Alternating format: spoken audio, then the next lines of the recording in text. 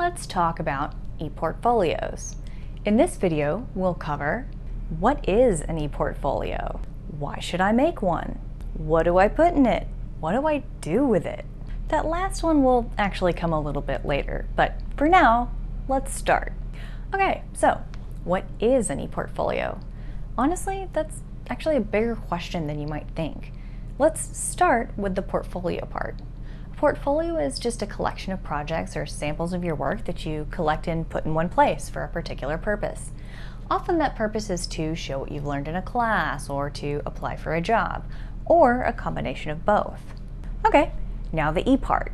The E just means that the portfolio is digital in some way.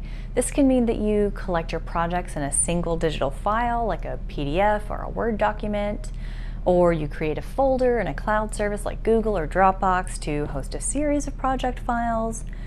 In many cases, and importantly for this class, the E means that you put your work on the internet in the form of a website.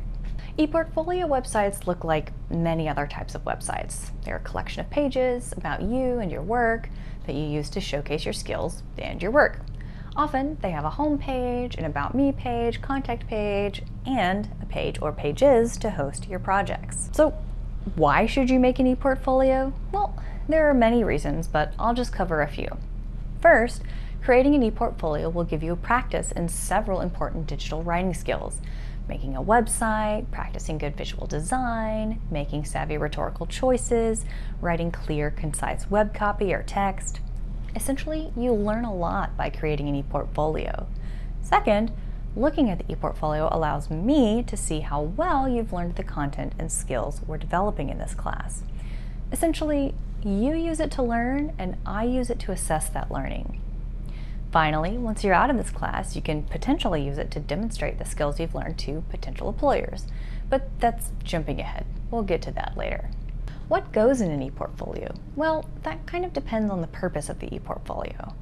In general, ePortfolios can include all kinds of projects, but artists and animators typically include lots of visual content, while writers include more text-based projects.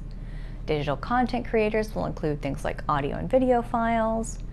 If you're pursuing the Public Technical and Workplace Writing Certificate that we offer in the Department of English here, and I think you should, you'll need to include projects from this and other certificate classes.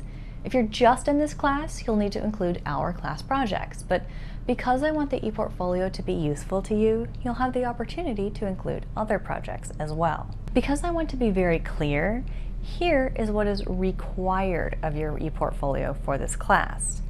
It must be a website. It must include a home page. It must include an About Me page with a short bio, some contact info. However, this information can be included on the home page if you want. It must include your 2 projects from this class. It must be targeted to potential employers. Your purpose in creating the site is to demonstrate the digital writing skills you have learned in this class to potential employers. Basically, everything else is up to you. Finally, what do you do with an ePortfolio? Well, we've kind of covered that already. You will submit it to me, of course, so I can give you a grade in this class. If you're getting the certificate, you'll also submit it to your committee, but that's not all you can do with it. But we'll talk more about that later. Spoiler alert, I really want you to be able to use it when you apply for jobs. That's all for now. Happy designing!